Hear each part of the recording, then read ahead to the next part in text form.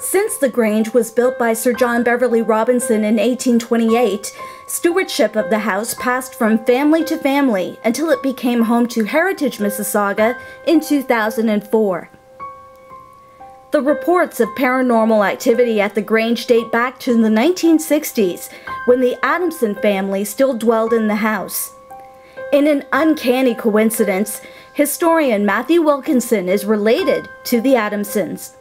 You'll have to believe me when I entered this field, and I never imagined I would come work in a family house, and some people suggested that's why the ghost, if you will, has left me alone. I was gonna go there. This was my great uncle's house. I visited this as a child, and I have very scant memories of it as a child. I was a very young person, and I remember a very dark place, and I don't remember Uncle Harry, but I remember his dog. So yeah, you have a little bit of a touch of the past, if you will. I grew up, one of the strongest influences on my life growing up was my Uncle Tommy Adamson, who was a local historian, had a great deal to do with the field that I entered. And he took me to this place after his uncle passed away, Harry. And so I remember some of the stories with it, but I don't remember the inside of the house. I wish I did. It's one of those child, I know I was here, but I really don't remember it well. So, is it possible that the spirits of Matthew's past still haunt the Grange? Or is the tragic tale of the Dixie family still resonating within the walls of the building? We'll never really know.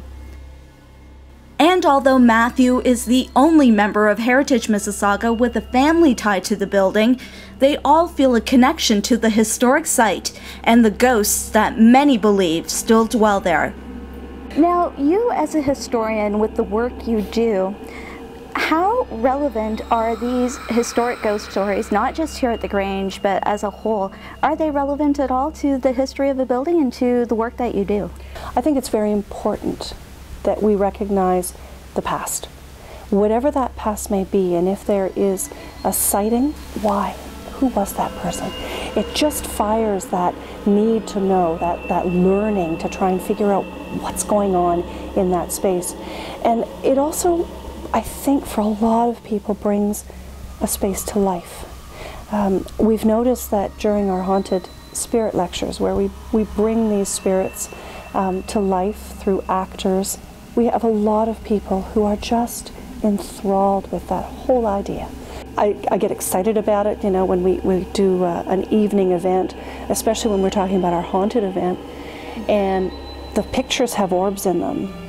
When we're in a cemetery, you just sort of, you know, as you say, that shiver runs up and down your spine, and you think, wow, this is really cool that we're involved in this, and we're making connections, and they're right here with us as we're doing this. Heritage Mississauga never stops trying to keep history alive in our city. Throughout the month of February, the Grange is hosting a special exhibit called A Call to Arms, the War of 1812 and Historic Mississauga. This year, Heritage Mississauga's popular ghost tour makes a special stop.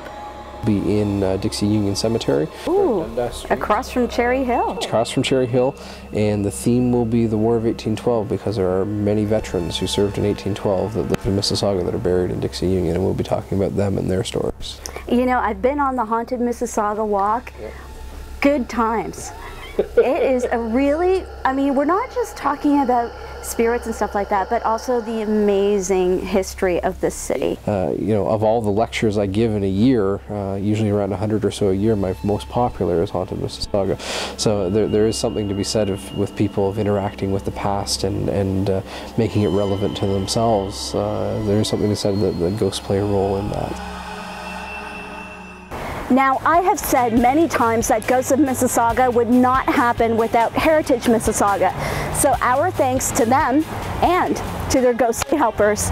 Until next time, rest in peace. Have you had a brush with the paranormal? Share your stories with us at www.ghostsofmississauga.com.